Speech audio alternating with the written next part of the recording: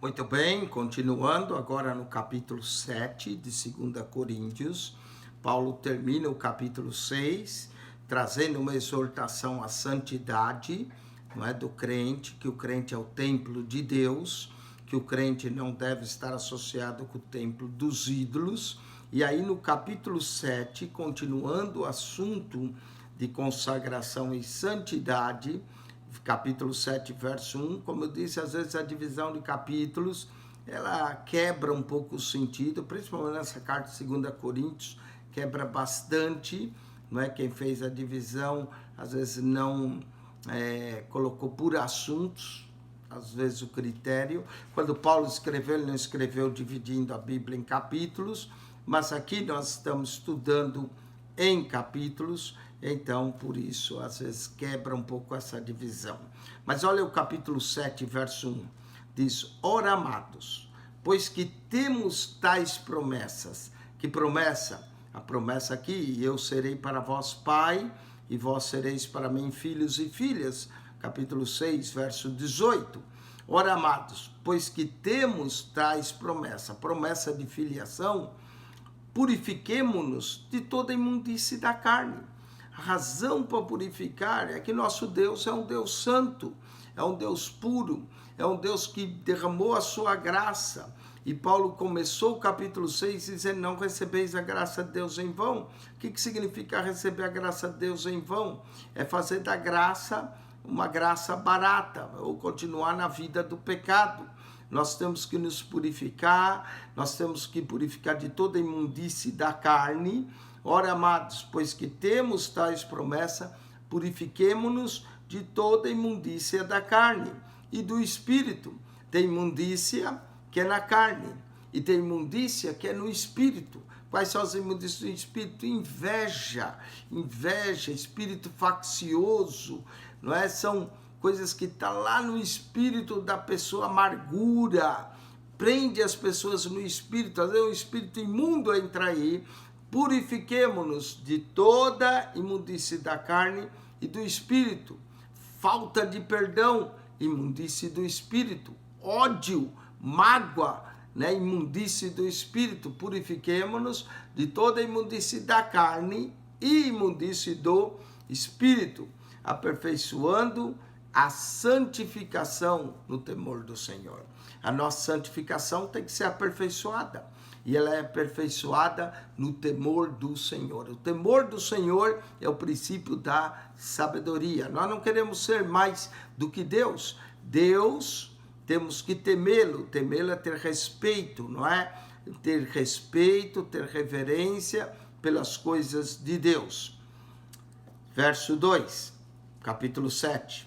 Recebei em vossos corações, recebei-nos em vossos corações. Paulo diz: recebei-nos em vossos corações. Ó Coríntios, ele já tinha dito no capítulo 6, verso 11, que o coração dele estava dilatado.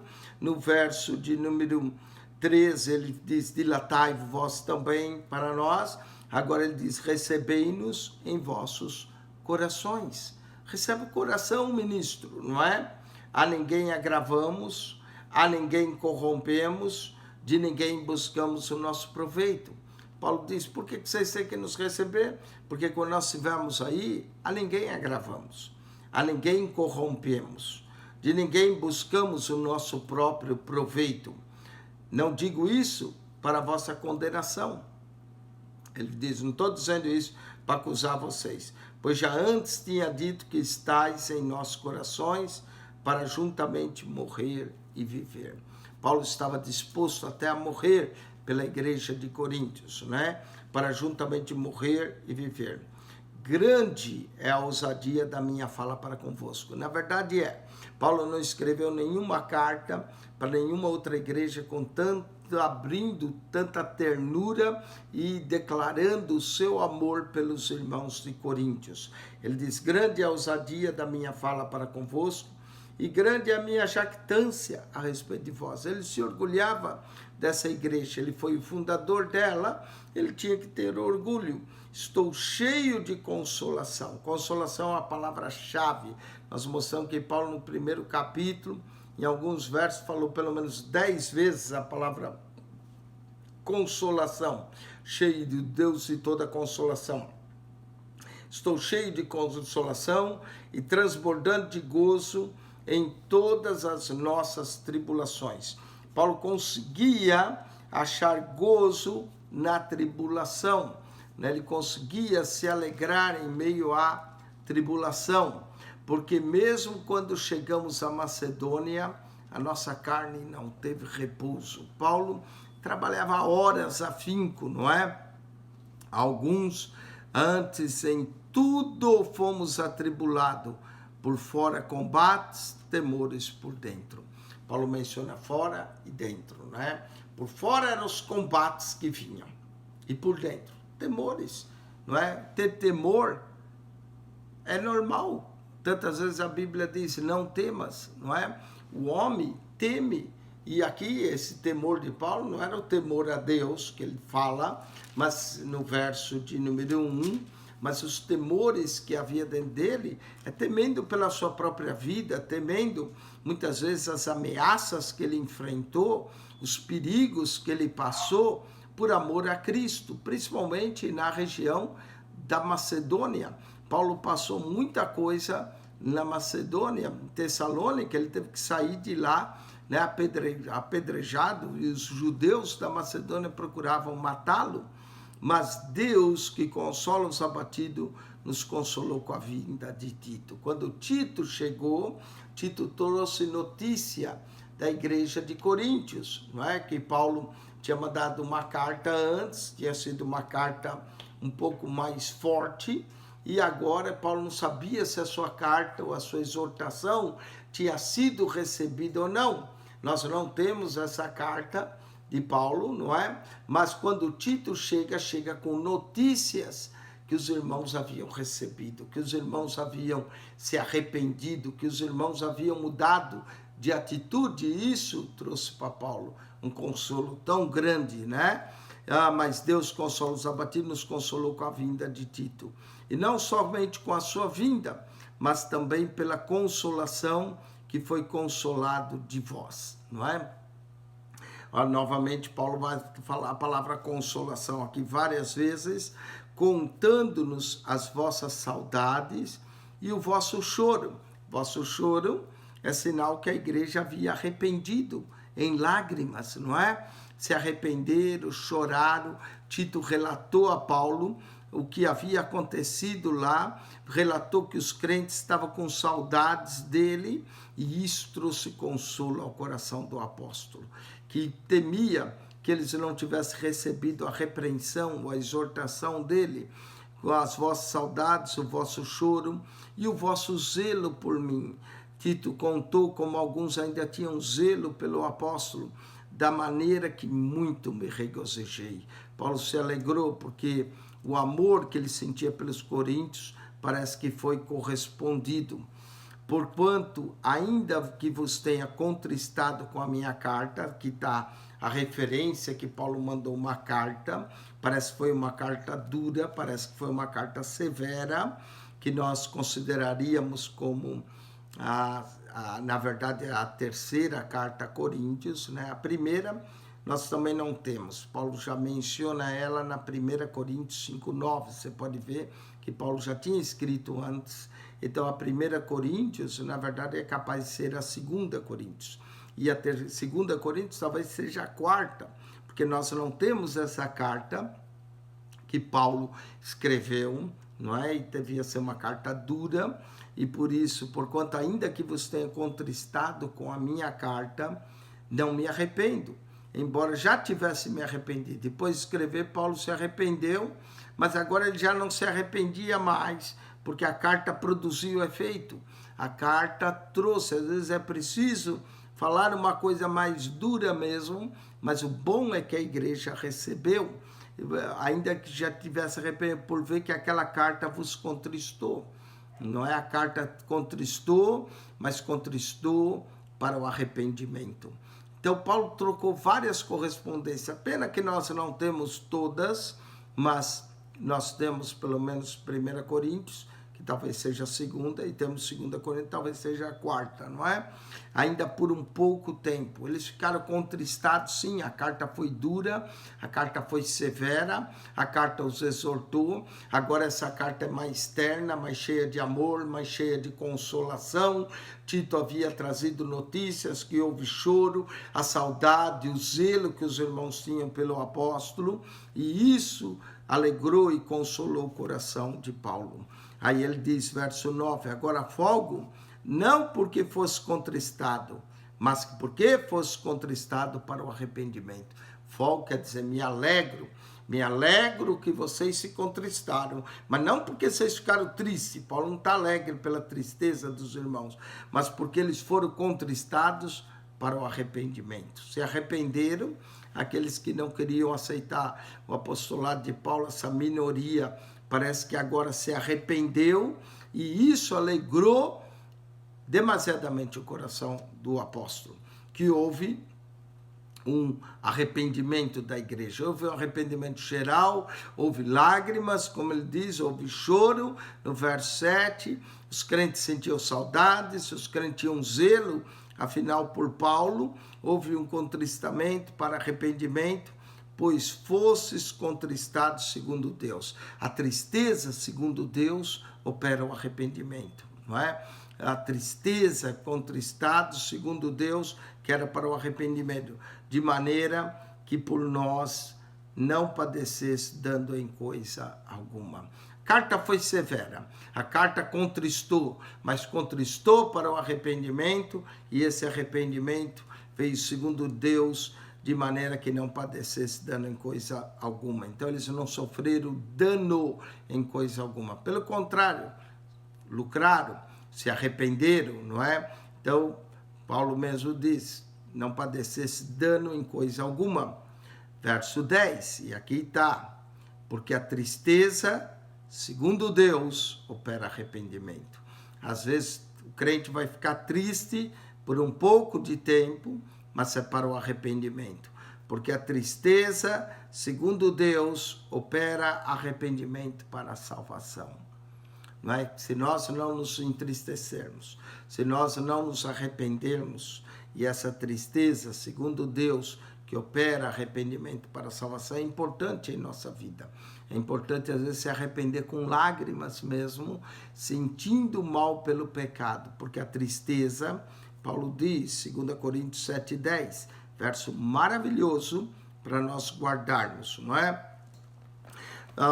Porque a tristeza, segundo Deus, opera arrependimento para a salvação, da qual ninguém se arrepende, mas a tristeza do mundo opera a morte. Então, a tristeza, segundo Deus, e a tristeza do mundo. A tristeza, segundo Deus, opera o arrependimento para a salvação. A tristeza, segundo o mundo, opera a morte. Não é? Tem gente que chega a morrer e morre de tristeza. Morre de tristeza, é a tristeza segundo o mundo. Essa opera a morte. Mas a tristeza, segundo Deus, opera arrependimento para a salvação. Que nós tenhamos tristeza, mas tristeza, segundo Deus, para arrependimento. Porque fora disso, devemos nos alegrar e regozijar no Senhor. Que nós não tenhamos a tristeza do mundo. A tristeza do mundo opera a morte, não é? Opera a morte, mas a tristeza, segundo Deus, opera arrependimento para a salvação. Vamos ver 4 efeitos do arrependimento. 4 efeitos do arrependimento. Primeiro, ele produz arrependimento para a salvação. Segundo, ele produz alegria do céu. O arrependimento verdadeiro vai trazer uma alegria do céu depois da tristeza. Depois, terceiro, opera frutos espirituais em nossa vida. O arrependimento vai produzir frutos espirituais em nossa vida. E, por último, o arrependimento produz gozo na igreja. Como Paulo diz, agora folgo, não é? O gozo na igreja. Então, arrependimento é importante. Jesus manda as suas cartas à igreja de Coríntios, todas elas Jesus manda que se arrependam. Nós precisamos nos arrepender, não é só uma vez, é diversas vezes, não é? Principalmente quando nos afastamos um pouco, nos desviamos, devemos produzir arrependimento. Segundo Deus, opera arrependimento para a salvação. O primeiro fruto do arrependimento é a salvação. Amém? Vamos continuar. Porque quanto cuidado não produziu isso mesmo em vós, que segundo Deus fostes contristados. Paulo está certo que sua carta, apesar de ser severa, ela foi dirigida por Deus, porque produziu neles o arrependimento e fossem contristados. Que apologia, que indignação, que temor, que saudades, que zelo, que vingança, em tudo mostrar estar puros nesse negócio. Olha, na apologia, na defesa deles, na indignação, ou no temor, ou na saudade, ou no zelo, e na vingança, em tudo mostrar estar puros nesse negócio. Paulo cita 6 áreas aqui importantes. Apologia, que vem de se desculparem. Indignação, se alguns se indignaram com a carta, ou sentiram temor, outros sentiram saudades, outros zelo, e outros até um desejinho de vingança, mas em tudo mostrar estar puros nesse negócio. Amém? No arrependimento, porque houve arrependimento. E isso é maravilhoso. Paulo estava feliz porque houve arrependimento na igreja. Verso 12, porque ainda que vos tenha escrito, não foi por causa do que fez o agravo. Parece que uma pessoa fez o agravo a Paulo. E ele falou, e eu escrevi, não foi só por causa daquele que fez o agravo, nem por causa do que sofreu o agravo. Então Paulo escreveu, não foi por causa do agravo, não foi por causa daquele que fez o agravo, mas para que o vosso grande cuidado por nós fosse manifesto diante de Deus.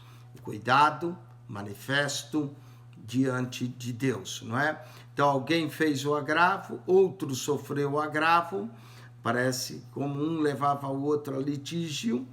Pode ser que Paulo escreveu uma carta dura e ele está dizendo que escreveu não por causa do que fez o agravo, nem por causa do que sofreu o agravo, ou pode ser porque falaram contra o apostolado dele, né? Aquele que fez o agravo falou mal do apóstolo Paulo e o Paulo sofreu o agravo, mas para que o vosso grande cuidado por nós fosse manifesto diante de Deus. Por isso, fomos consolados pela vossa consolação. Novamente, a palavra consolação volta aqui. Nós fomos consolados pela vossa consolação e muito mais nos alegramos pela alegria de Tito. O consolo de Deus trouxe alegria, não é? Tirou toda a tristeza que havia, trouxe alegria e muito mais nos alegramos pela alegria de Tito, porque o seu espírito foi recriado por vós todos, não é? Houve alegria em toda a igreja, houve alegria de Tito, e nós vamos ver também, em 2 Coríntios 9, 7, que Deus ama aquele que dá com alegria. Alegria também no ofertar. Quando Paulo fala que eles renovaram o zelo deles por ele, é capaz de até que enviar uma oferta a Paulo, né, para cuidar das necessidades do apóstolo. Verso de número 14.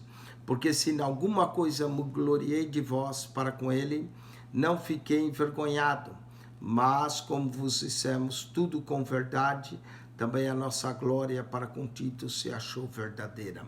Paulo havia elogiado os crentes de Coríntios, falado deles bem para Tito, e Tito falou para eles, compartilhou com eles, não é? E dissemos tudo, Paulo diz, com verdade. Paulo não falou aquilo para lisonjear. Também a nossa glória para com Tito se achou verdadeira. Paulo volta a falar do afeto. Essa carta é cheia de ternura, de afeto, e o seu entranhável afeto para convosco é mais abundante o afeto, né? Lembrando-se da obediência de vós todos. Os crentes obedeceram, os crentes mudaram, se arrependeram, Coríntios, e de como recebes com temor e tremor.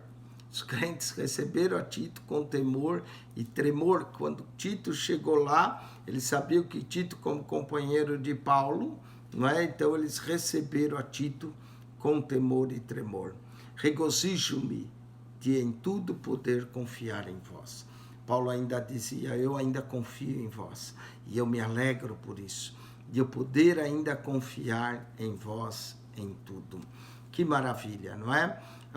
É um relacionamento, como Paulo diz, né? Que ele sentia e fala como a filhos, no capítulo 6, verso 13, é um relacionamento de pai para filhos, de um verdadeiro amor, de um ministro que ama a igreja, de um ministro que mesmo que chama atenção e escreve alguma carta forte para a igreja, escreveu para produzir o arrependimento, para produzir mudança, mesmo que foram contristados, foi uma contristação segundo Deus para o arrependimento, e houve regozijo de Paulo em que a igreja aceitou, que a igreja mudou. Quando Tito chega com a notícia, chega trazendo consolo ao coração do apóstolo. Com isso, nós concluímos o capítulo 7. Você pode ver que é uma carta bem pessoal, mas nessa carta pessoal fala conosco hoje da ternura que deve haver de um ministro para com a igreja e da igreja de volta para o ministro. Tem que haver uma confiança do ministro para a igreja e da igreja para com o ministro. Olha, regozijo-me que em tudo poder confiar em vós. Paulo podia confiar na igreja e certamente a igreja podia confiar no apóstolo, que ele de fato era um apóstolo de Deus, um apóstolo verdadeiro. Tinha sofrido pelos coríntios, sentia o seu coração dilatado pelos irmãos e sofreu agravos, não é? Mas continuava amando a igreja e se alegra, porque a igreja de alguma forma o continuava amando. Esse é o verdadeiro relacionamento entre o ministro e a igreja. Que Deus vos abençoe ricamente em Cristo Jesus. Quem esteve convosco mais uma vez, pastor Eugênio Piacentini. Ajuda a divulgar o nosso canal, transmita aos seus companheiros, amigos, mande um desses programas para eles, não é? Se tem sido de bênção para você, assim você ajuda a divulgar, e a palavra de Deus pode ser divulgada. Nosso propósito é que as pessoas estudem a palavra de Deus, trazer aqui esse estudo, esclarecendo alguns pontos, e que você desperte para estudar mais e entender melhor a palavra de Deus. Essa carta maravilhosa do apóstolo Paulo. Que Deus vos abençoe em Cristo Jesus, que a graça de nosso Senhor e Salvador Jesus seja convosco, o amor de Deus, nosso Pai, e a comunhão do Espírito Santo. Amém.